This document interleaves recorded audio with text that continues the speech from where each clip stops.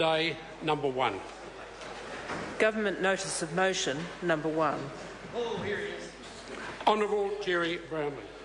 Mr Speaker, I move that a respectful address be presented to His Excellency the Governor-General, commending to His Excellency the alterations to the appropriations for 2013-14 financial year in respect of vote audit, vote ombudsman and vote parliamentary commissioner for the environment, and the appropriations and information for the 2014-15 financial year in respect of vote audit, vote ombudsman and vote parliamentary commissioner for the environment. Mr Speaker, these organisations are important bodies that are funded through the public vote but are able to provide independent assurance to all of those who have an interest in the areas in which they are active.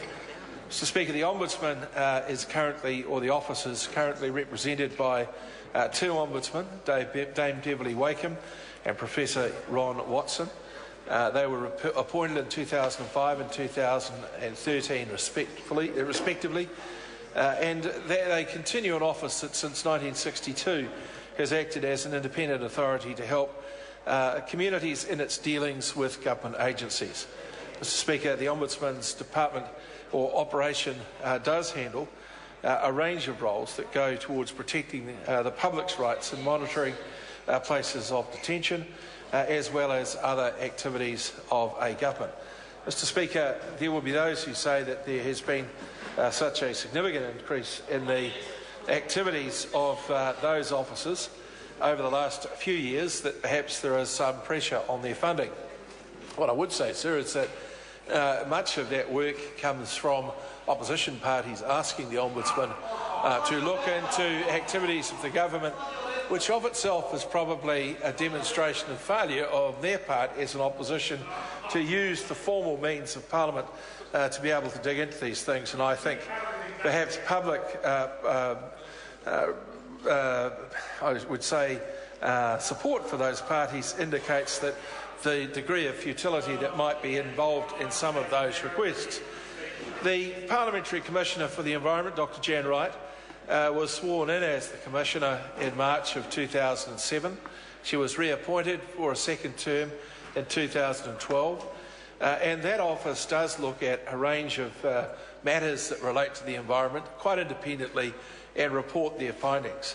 And I think over the years the Commissioner has shown herself to have a high degree of independence and not always putting herself in a position of where public support is readily forthcoming. And I would point to the courageous decisions that, or conclusions that she made in the issue of 1080 and how it is effective in New Zealand.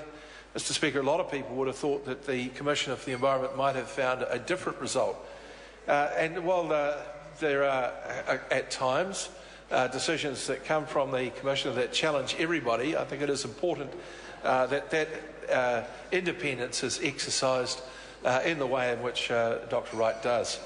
Mr Speaker, the Auditor-General's office, the Office of the Controller and Auditor-General, is an extremely important body. Currently, the Chief Auditor is Lynn Provost, appointed in very recent times to that role, and they have, sir, play a big role in the assessment, the audit effectively of all public accounts. They advise select committees in what they should be asking when it comes to the either the estimates inquiries or the appropriations inquiries in front of ministers. And so they are also available to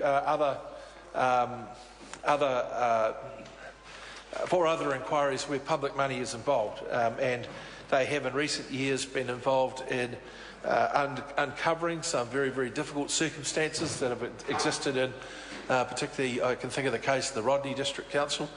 And while they have to come up with conclusions that are not necessarily easy for anyone to deal with, it is appropriate that you have an independent body that is so highly focused, so very tightly focused on public probity in all of these issues. Mr Speaker, each of these votes represents value for money. And, Mr Speaker, I'm sure that today, notwithstanding the debate that I now expect to ensue, the Parliament will be supportive of this motion.